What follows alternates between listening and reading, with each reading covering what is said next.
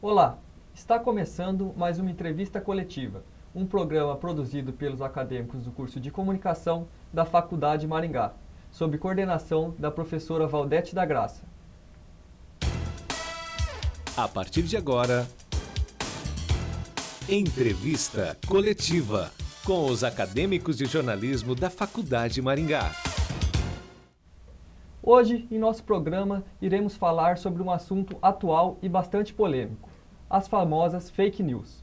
Para falar conosco sobre o assunto, está aqui presente o jornalista Ângelo Rigon, que iniciou sua carreira no meio da comunicação aos 14 anos de idade, tendo sido editor-chefe dos 3 principais jornais de Maringá, pioneiro em blog político da cidade, foi repórter e apresentador de televisão. Atualmente faz parte da rádio Jovem Pan Maringá. Ângelo, bem-vindo. Obrigado, estou feliz por estar aqui.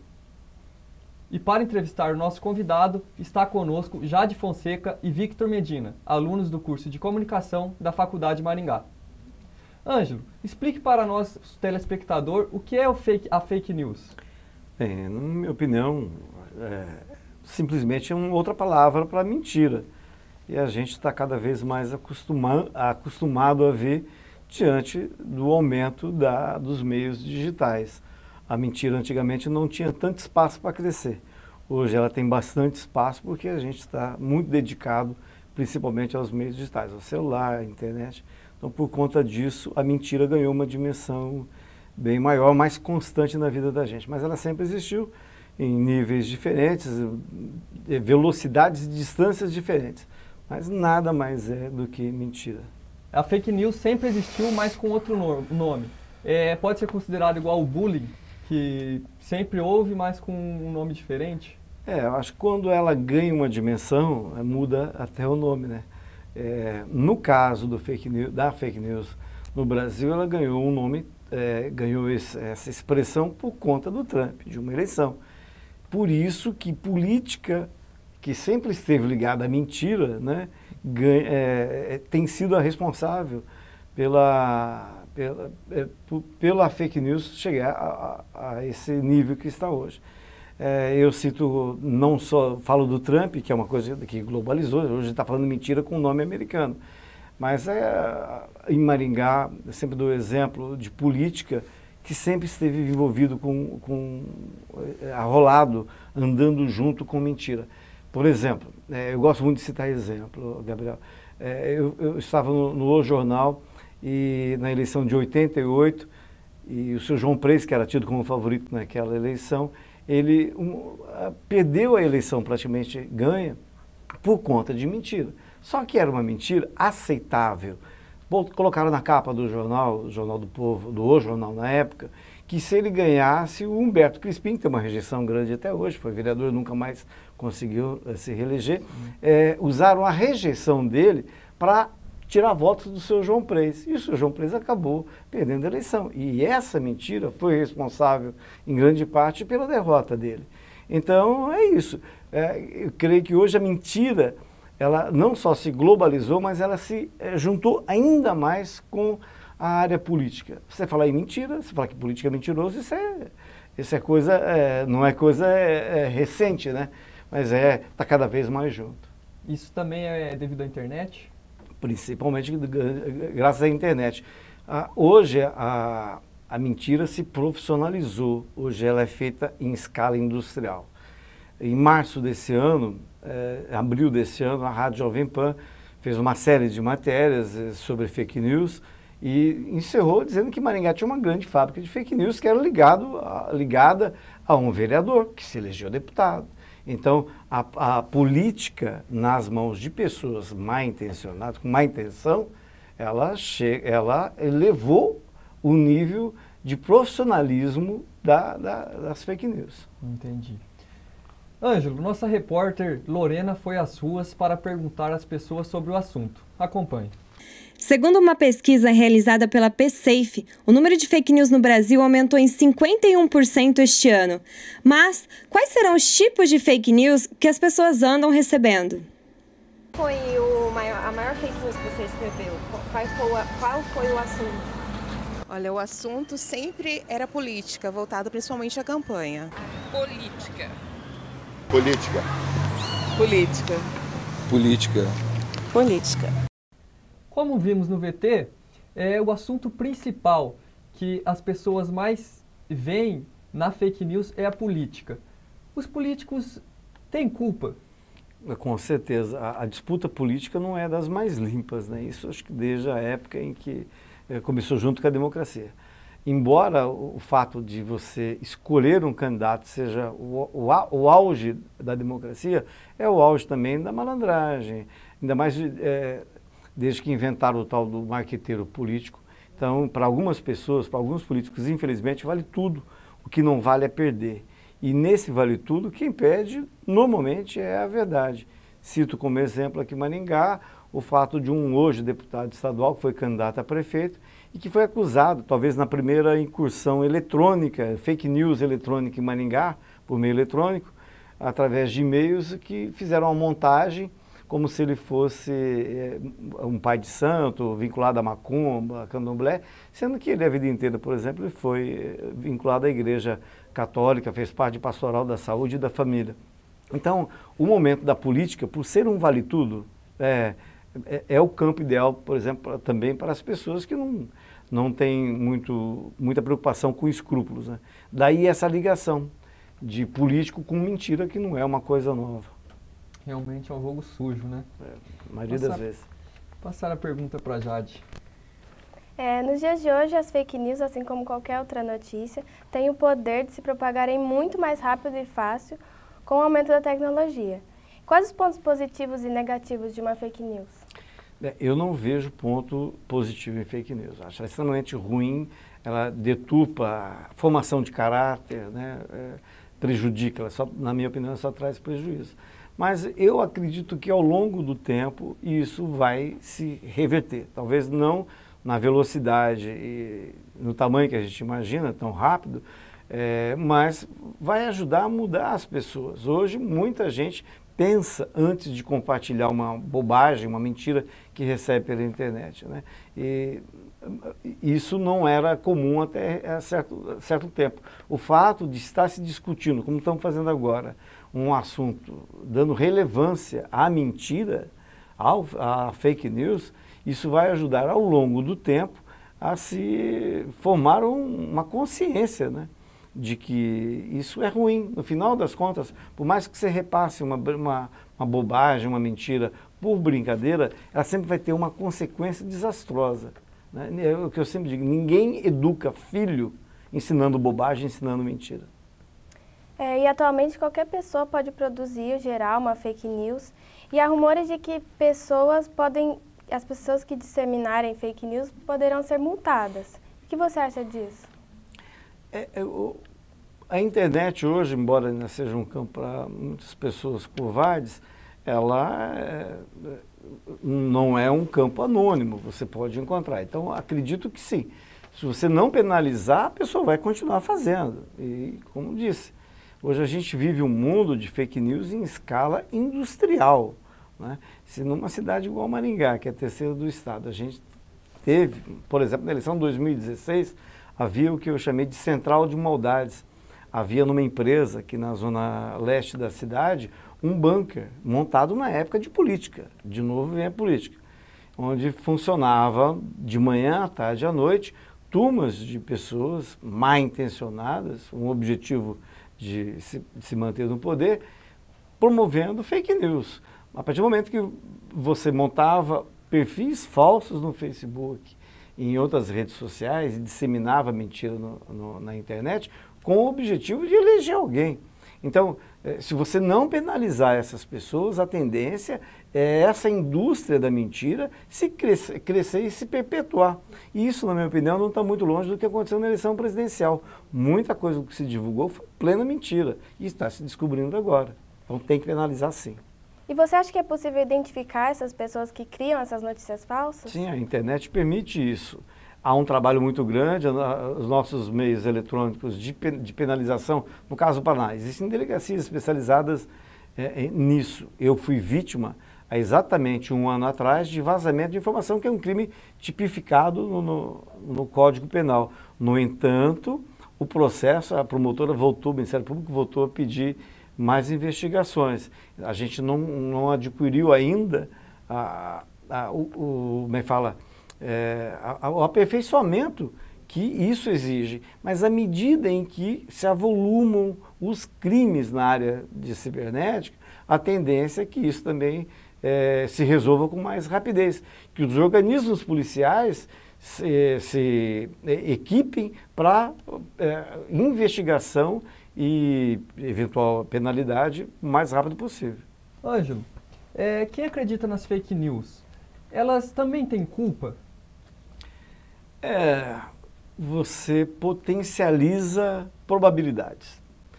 Aqui em Maringá, na eleição de 2000, a primeira fake news da era eletrônica envolveu, por exemplo, um deputado estadual que é médico, por Maringá, e um adversário fez uma montagem, pegou um pai de santo, um trem lá de Macumba, Candomblé, e botou a cara do deputado, e isso começou a circular em e-mail. E não era, a internet não tinha essa amplitude que tem hoje. De tanto bater, a mentira acabou praticamente virando verdade. Houve um trabalho muito grande, deu um trabalho muito grande para esse político, para ele desmentir essa informação. Então, é aquela velha história. Uma mentira repetida 1000 vezes pode virar verdade, sim.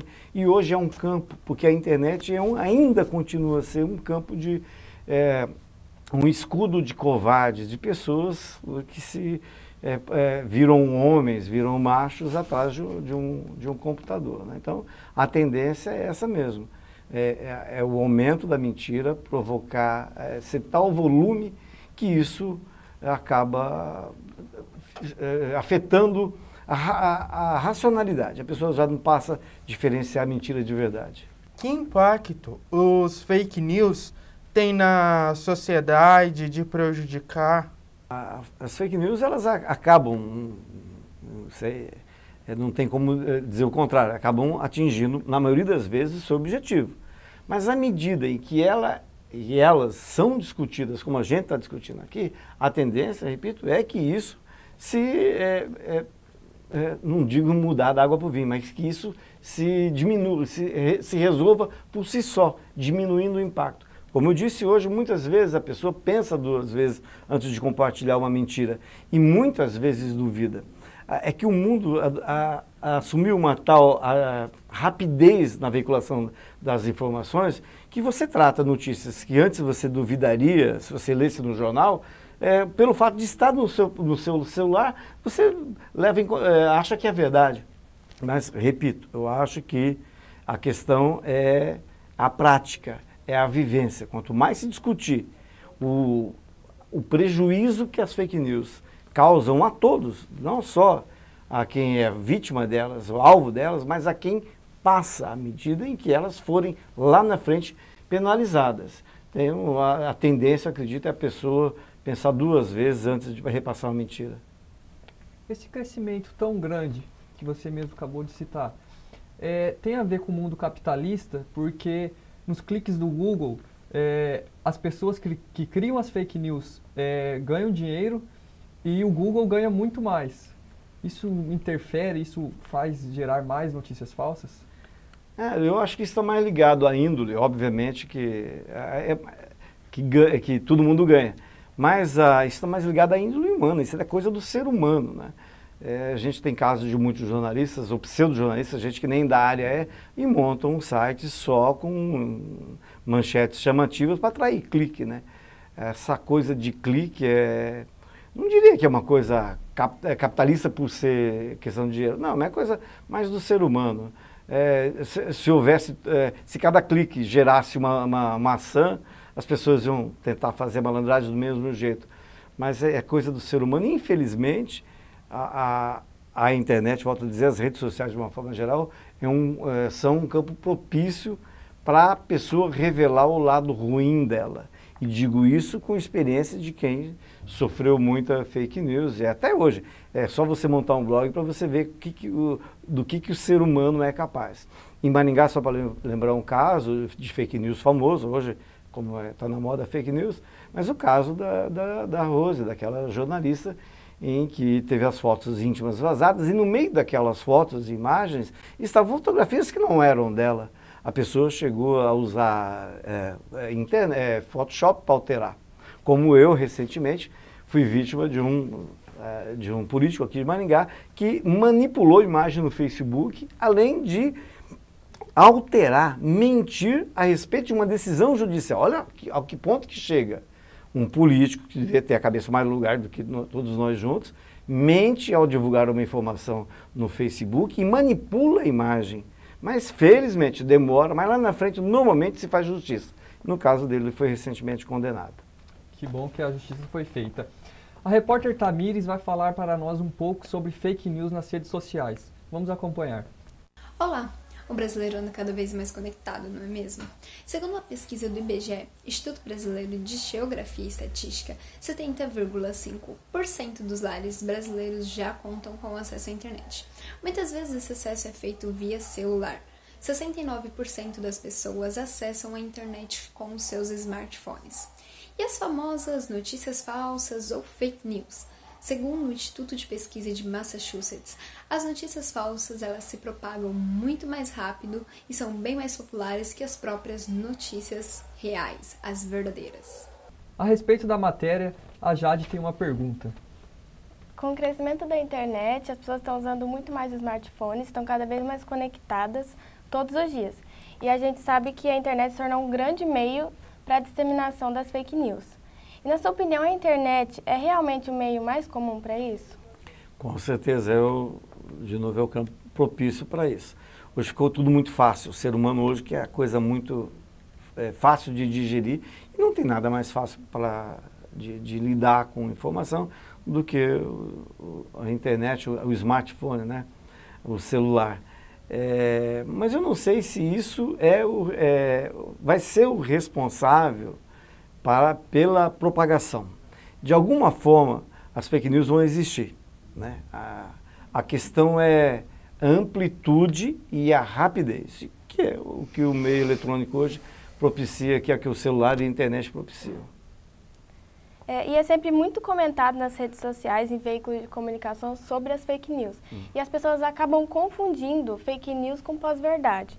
Mas, afinal, qual é a diferença entre fake news e pós-verdade?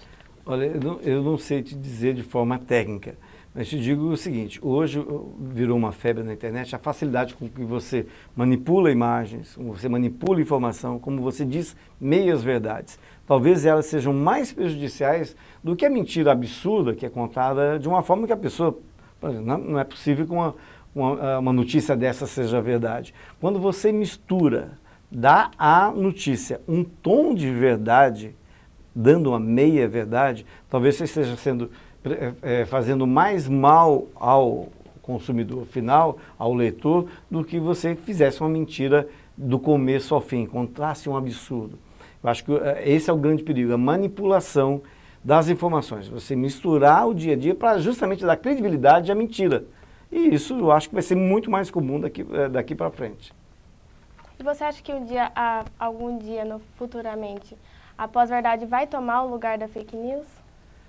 Olha, o futuro, ainda mais no meio eletrônico, é uma coisa que você não dá para dizer, não dá para apostar em nada hoje. A gente vive, principalmente nos meios tradicionais de comunicação, de mídia, vocês estão vendo jornal, a própria televisão, os meios tradicionais continuam vivendo um período de transformação. Ninguém sabe o que vai acontecer daqui a um ano, daqui a 6 meses. A gente não terminou ainda esse processo de transformação.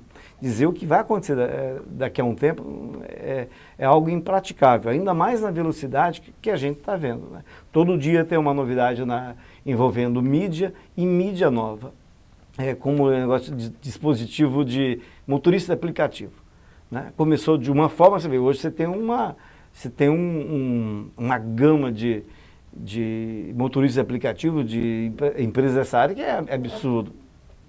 Vamos para a pergunta do Vitor. Como podemos combater o fake news e para diminuir esse fake news que existe e como podemos também denunciar quem faz esses fake news? Tá, isso depende basicamente da legislação brasileira, que ainda é falha. Ao longo dos últimos anos, ela melhorou um pouquinho, mas ainda está longe de ser o ideal. Ela vai aprender com os erros, com os crimes que forem cometidos. Dei o exemplo aqui do fato que aconteceu comigo há um ano atrás. O processo que teria, o inquérito que deveria ter sido realizado em 30, 60, 90 dias, levou quase um ano. Então o Estado não está aparelhado para apurar, para investigar, muito menos para punir. É só na base da... E não existe uma normatização. Quem conhece a justiça brasileira sabe que é complicado você dizer o que vem da cabeça de um juiz numa cidade do interior e de uma capital. Então, nada vai se combater só dependendo da pessoa mudar por conta própria. Ah, vou investigar essa notícia. Não, o Estado, claro, tem que oferecer os instrumentos para investigação, apuração.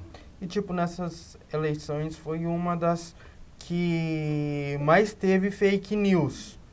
Tipo, como a gente vai poder confiar nesses candidatos, sendo que foi o mais fake news, eles foram que mais inventaram fake news? Na verdade, praticamente todas as campanhas, os comitês de campanha eleitoral nessa eleição se empenharam em combater as fake news.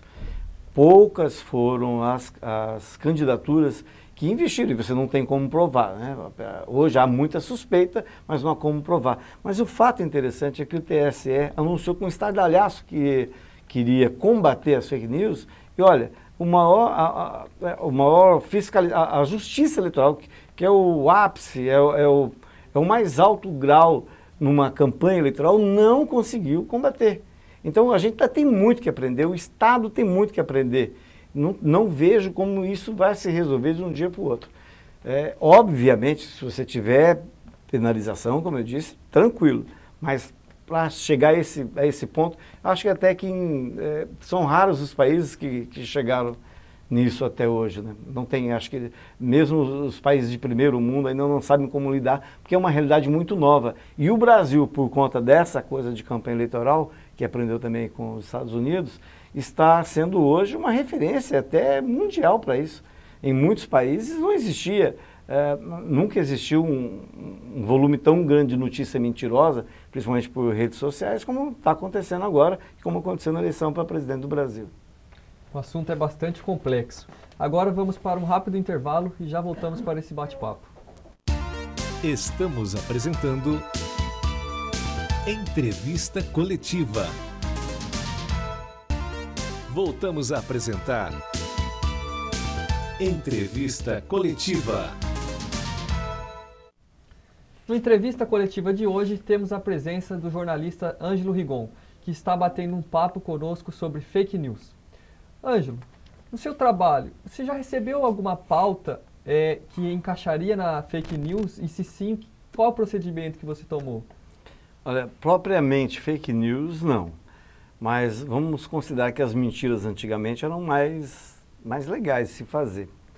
Eu me recordo de um jornalista chamado Douglas de Souza Fernandes, coordenador da Câmara Municipal de Maringá, de Comunicação Social, em que, na época que o jornal era ainda do Ramiro Esposa, no dia 1º de abril, ele fez uma matéria dizendo que acharam restos, pedaços da Arca de Noé no Parque do Ingá. E muita gente acreditou. Em nenhum momento ele falou que era mentira. A matéria foi publicada no dia 1º de abril. E houve muita gente não gostou. Mas eu me recordo que o pai do dono do jornal gostou, achou a ideia interessante, né? Então, as mentiras, assim, normalmente, da mídia tradicional, são mentiras programadas, tem a ver, e não são maldosas como as que a gente vê hoje, principalmente no WhatsApp, por parte de político. Nosso repórter Edson Martins vai falar sobre a evolução das fake news. Acompanhe. Há alguns meses foi vinculado um vídeo do ex-presidente dos Estados Unidos, Barack Obama, onde ele fala frases nunca ditas, ao menos não publicamente, como o presidente Trump é um idiota total e completo, e finaliza com obrigado e fiquem alertas, vadias. President Trump is a total and complete dipshit. Now, you see, I would never say these things, at least not in a public address, but... A evolução das notícias falsas, nomeada de deep fake news ou notícias falsas profundas, produzidas com o auxílio de inteligência artificial, que é uma manipulação da notícia de forma tão intensa que torna muito mais complexa a tarefa de discernir a realidade e manipulação digital. This is a dangerous time. Moving forward, we need to be more vigilant with what we O trust autor do from the vídeo internet. é o diretor americano Jordan Peele, em parceria com o site de notícias BuzzFeed. Juntos, eles usaram um programa de edição que manipula a imagem da mandíbula do presidente e a cola na boca de Peele. O procedimento de falsificação digital levou 56 horas. É a evolução da fake news. President Trump is a total and complete dipshit. Conforme vimos no VT, isso se torna muito perigoso e parece que conforme a tecnologia vem evoluindo, o perigo também. Vou passar a palavra para o Vitor. Por causa dessas imagens que a gente viu, que colocou a imagem do presidente, do ex-presidente dos Estados Unidos, nessa tecnologia tanto, não tem algum perigo disso acontecer no Brasil por partidos ou... Com certeza, imagino que alguns desses aplicativos são oferecidos até gratuitamente.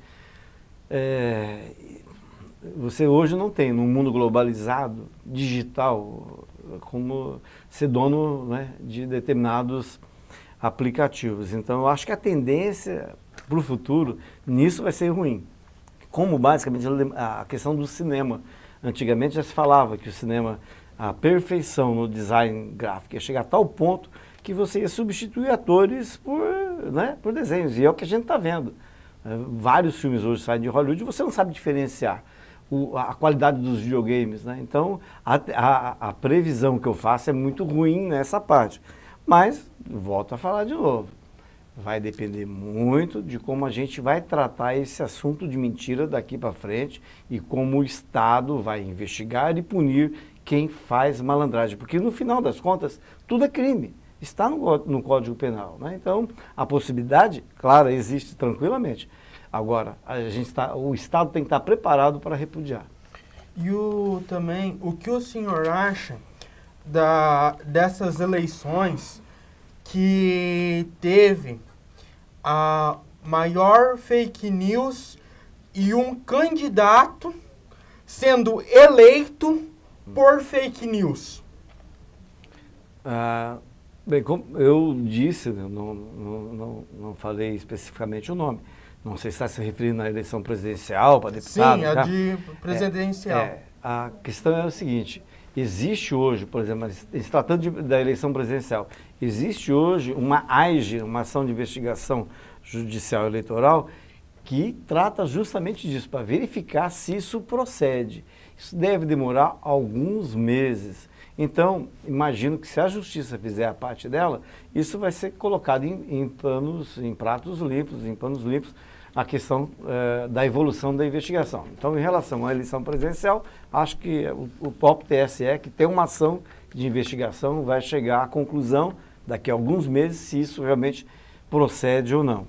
Agora, a gente tem que ver outras coisas, outras eleições, outros cargos disputados nessa última eleição que não estão no foco. Muita gente se elegeu na base de mentira e isso nunca vai ser punido, justamente porque esse pleito foi o que mais teve esse concurso de mentiras. Agora, a gente está falando de presidente porque é uma eleição que o Brasil inteiro viu, todo acompanhou. Agora, você imagina para deputado federal lá no Pará, para deputado estadual lá no Pará. E a tendência é que se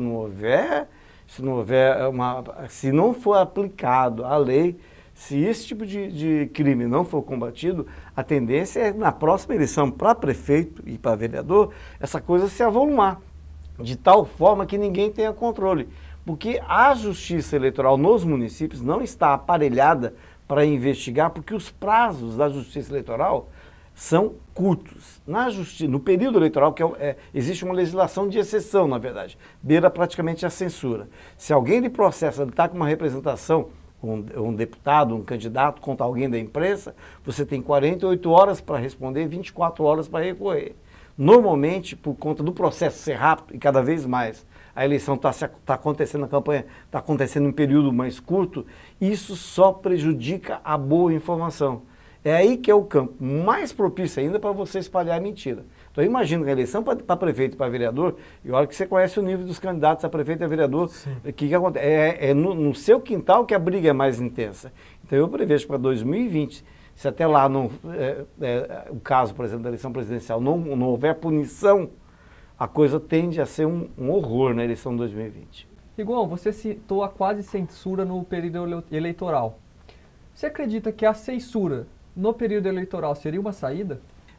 Não há muita diferença quando você fala em censura no período eleitoral ou fora do período eleitoral. Infelizmente, a gente vive no Brasil um vácuo de poder que o judiciário tomou. Hoje você vê que boas partes das decisões relacionadas não só à Constituição, como determina a lei, mas tudo, inclusive de leis ordinárias, é o Supremo que determina, é o judiciário que determina, e não o legislativo, tá? Então, esse vácuo no poder criou assim, você não tem uma uniformidade, por exemplo, de decisões judiciais. Eu fui vítima recentemente do que eu considero uma censura, que o juiz mandou retirar liminarmente uma postagem, depois até no mérito, uma postagem que não existia mais. Então, como é que um judiciário permite-se isso? Que você retire liminarmente, o juiz mandou você retirar uma postagem. Só que a postagem não existe mais. A postagem existiu durante algumas horas. No entanto, você tem que se submeter a essa coisa do judiciário achar que pode mandar tudo. No vácuo do legislativo, que é envolvido com corrupção, com falcatrua, e não faz a parte dele, que é criar leis, para que apenas se cumpra a lei. Então essa coisa de censura, ela está aí latente a toda hora, não somente na época de eleição. Na época de eleição ela aperta um pouquinho mais, porque o período é curto e todos os prazos são curtos. Eu tive na eleição de 2016, só para você ter uma ideia, era dia sim, dia não, tinha um oficial de justiça na minha casa. Eu conhecia o barulho do motor do carro do cara. Aí então, você imagina, o cara entra com uma ação hoje, eu respondi acho que 16 naquela época.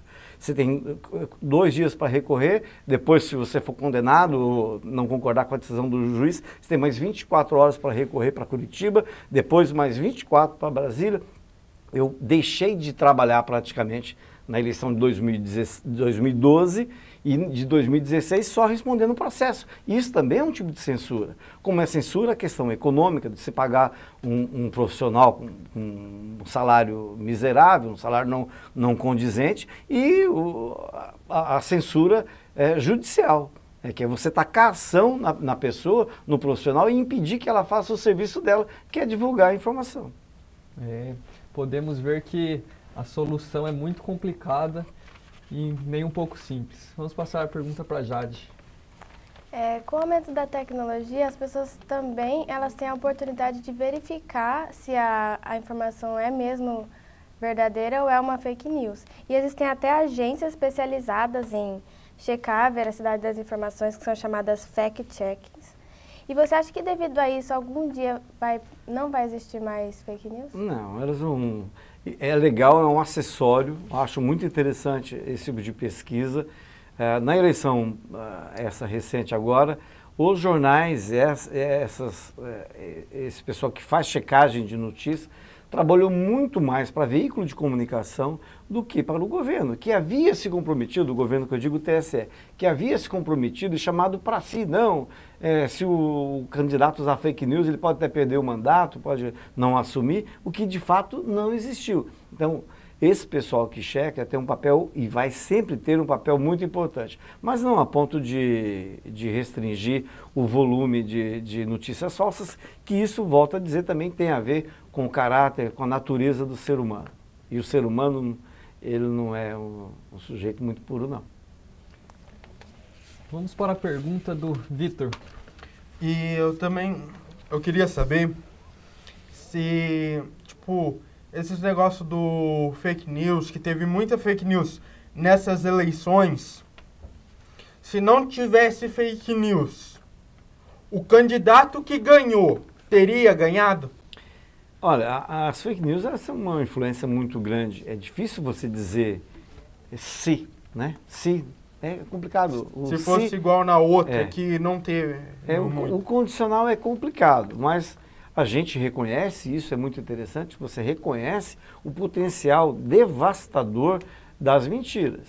E quando então ela se profissionaliza, quando ela passa por à margem da lei, porque ela não respeita a lei proíbe, por exemplo, determinadas ações que, segundo a imprensa divulgou, inclusive uma reportagem da revista Época deu detalhes, que, por exemplo, que a campanha do Jair Bolsonaro usou. Se aquilo tudo que a revista Época detalhou for verdade, agiu completamente à margem da lei. Então, obviamente, isso influenciou a ponto de eleger, não dá para dizer se isso foi fundamental, mas que teve papel preponderante, com certeza. Agora, quando o povo decide, e nesse caso o Bolsonaro já vinha trabalhando nesse campo, já fazia pelo menos uns 3, 4 anos, mas quando o povo decide, é difícil você, por mais argumentos que se apresente, você reverter essa tendência. Eu sempre digo, foi o povo, a maioria, que escolheu libertar Barrabás. O assunto está bastante interessante, mas chegamos a um fim de um programa. Obrigado, Ângelo, pela sua presença. Fico com a palavra para as considerações finais. Agradeço a presença, torço para que tudo dê certo para todo mundo e que as fake news fiquem só lá para trás, fiquem como uma coisa de arquivo. Impossível isso acontecer, mas é o que eu desejaria, viver no mundo, aquela coisa de utopia, mas ela existe e a gente tem que tentar enfrentá-la com os instrumentos que a gente tem na mão. Tomara que o ser humano, a gente enquanto ser humano, melhore a tal ponto de não precisar recorrer mais à mentira para viver no dia a dia. Obrigado pela presença, Jade, Vitor. Estamos encerrando mais um programa. Eu sou o Gabriel Campos e até a próxima.